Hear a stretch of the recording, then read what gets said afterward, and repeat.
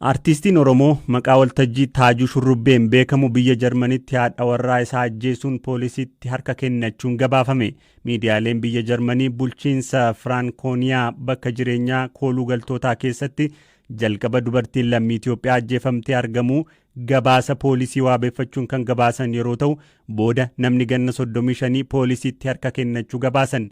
Miidiyaaleen Jarman dubartiin ajjeefamtee fi namni ajjechaa kanaan shakkame lammiilee Itoophiyaa ta'uu malee maqaa adda baasanii hin gabaasne.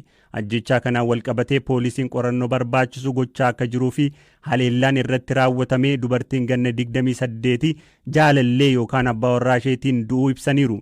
Daa'imni umriin isaa hin ibsamne garuu barataa sadarkaa tokkoffaa ta'e mana itti jiraatanii bakka kunuunsa argatutti geeffamuus gabaasan. Qindeessaa hawaasa Oromoo Jarmanii ka ta'e obbo Abdoo Qaadii ajjechaa kanaan wal qabatee hagammaatti wanti beekamu maal akka ta'e BBC'f himaniiru. Taajuu Shurrubbee Oromoo baay'eetu beekanii artistii beekamaa biyya kana keessa jiraatu. Haadha warraa yeroo dhihoo kana biyyarraa fidatee sirnaan fuudhee fidatee egaa isheen mana isaa keessatti ajjeefamuu poolisni gabaatee innis harka kennuu anatu ajjeese jedhee harka kennuu maqaan isaa garuu hin tuqamne gabaasa poolisii irratti booda bakka sana ka jiru bakka kaampii baqattoota inni keessa jiraatu ka jiru namni Itoophiyaa yookaan Oromoo isa qofaa akkasiin booda ollaanis namoonni achi dhihoo jiraatan dhimmi Taajuu fi haadha warraa isaa ta'uu egaa mirkaneessan jechuudha kanatu dhalate. Haadhi warraa suniin yoom biyyarraa dhufti?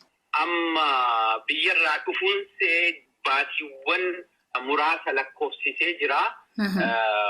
Isaa waliin ka hawaasni Jarmanii waliin arguu eegale egaa baruma kana keessa baruma 2022 kana keessa.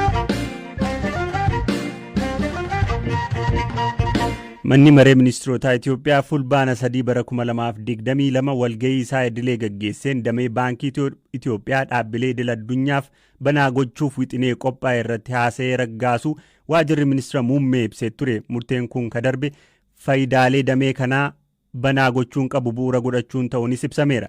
Dhimma kana irratti yaada ka kennan ogeeyyiin dinagdee gariin dhiibbaa isaatu caalaa yeroo jedhan kaan immoo bu'aa isaatu guddaadha jedhu. Ammayyuu taanaa guutuu gabaasichaa dhiyeessa. Mootummaan Itoophiyaa xumura torban darbee yeroo jalqabaaf dameen baankii biyyattii dureessota alaaf banaa akka ta'u eeyyameera. Murteen kun bara bulchiinsa Addawaawayii kan hin yaadamne ture. Adeemsa biraa kan hordofe bulchiinsi ministeera muummee Abiy Ahmad yeroo jalqabaaf damee teleekoomii investoroota alaaf erga banaa godhee booda amma immoo damee baankii dhaabbileen biyya alaa akka irratti qooda fudhatan eeyyameera. Mootummaan murteen kun beekumsaa fi teknoolojii biyyatti akka fidu akkasumas dameen baankii biyyattii dorgomaa akka ta'u gargaaraa jechuun ibse. Dabalataan sharafa alaa akka argamsiisuu fi carraa hojiillee akka banu ibse. Murtee kanarratti garuu ogeeyyiin diinagdee yaada adda addaa qabu. Durataa Fairfax Afrikaa Fund kan ta'an Zamadeena Nagaatu murteen kun tarkaanfii guddaadha jechuun ibsu. ኢትዮጵያ ዛሬ ከሰሃራ በታች ካሉት ኢኮኖሚዎች ሶስተኛው ትልቅ ነው። ጉድኒ ዲነግዴ ኢትዮጵያ ብዮተ ሰሃራን ገዲት argaman keessa sadarkaa sadaffaarratti argama. Oomisha waliigalaa biyya keessaa yookiin immoo GDPdhaan Naayijeeriyaa fi Afrikaa kibbaatu ishee dursa. Keeniyaan Itoophiyaatti aanti. Amma eeyyamamuun isaa Itoophiyaan dinagdeef balbala banuu ishee agarsiisa. Inni ijoon garuu baankileen alaa gaafa dhufan muuxannoo idil addunyaa qaban gama maaneejmentii teknoolojii akkasumas sharafa alaa fidanii dhufu. Ga'umsa investara alaatii dhufu simachuus fidanii dhufu. Akkaataa murtee kanaan baankii 18 irraa gara baankii 5tti buuna. 5 kun garuu kan qabeenya guddaa qaban ni ta'u. Kun immoo dorgomaa akka ta'an taasisa. Damee baankii keessa guddinni murteessaadha. Sababa kanaaf baankiin alaa dhufu dorgommii cimsa. Gama kaaniin garuu dhaabbata Kuwait Institute for Scientific Research'tti qorataa kan ta'an Dr. Ayyala Galaan labsii mootummaan baasee kana ni mormu. Eeliyaas Mulugeetaatu dubbise.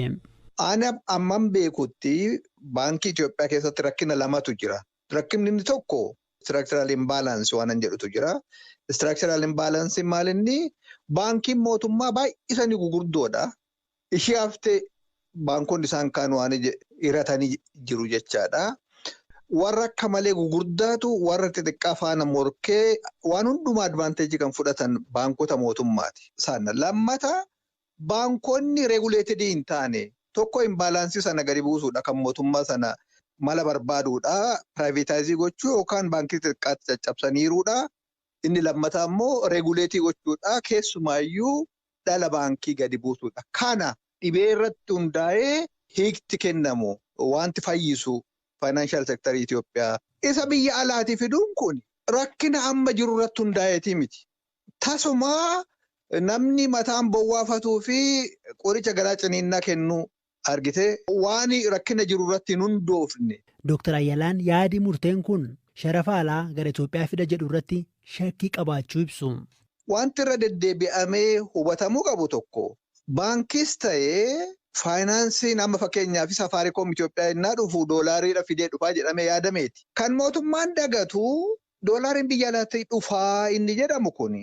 Short term gain for long term pain waan jedhamuun qaba. Yes, gaafa dura dhufu miliyoona amma ta'ee fuudhee dhufuu hin danda'a baankiin suni. Yookaan immoo kaampaaniin suni gaafa dhufee baliitu qabee ji'aan waggaadhaan immoo doolaarii biyya alaatti erga. Teekinooloojii biyya alaatti fiduu yoo jedhamu false economicsidha. Jala mureetan sitti hima. Wanti baankiin biyya alaatti dhufee teekinooloojiin inni fidu suni. Inni baankonni biyya jiran kun kan isaan hojjechuu hin dandeenye hin jiru. Baankiin teekinooloojiin rocket saayinsii. Dhaggeeffattoota keenya qophiin har'aaf jennee qopheessine asuma irratti xumurama. Qopheessaan sagantaa kanaa Hirphaa Gammachuuti. Ogeessi teeknikaa Joonaattaan Muwaangii kan isinii dhiyeessaa ture Angalaanaa Balaa waan hordoftaniif ulfaadhaa horaa bulaa.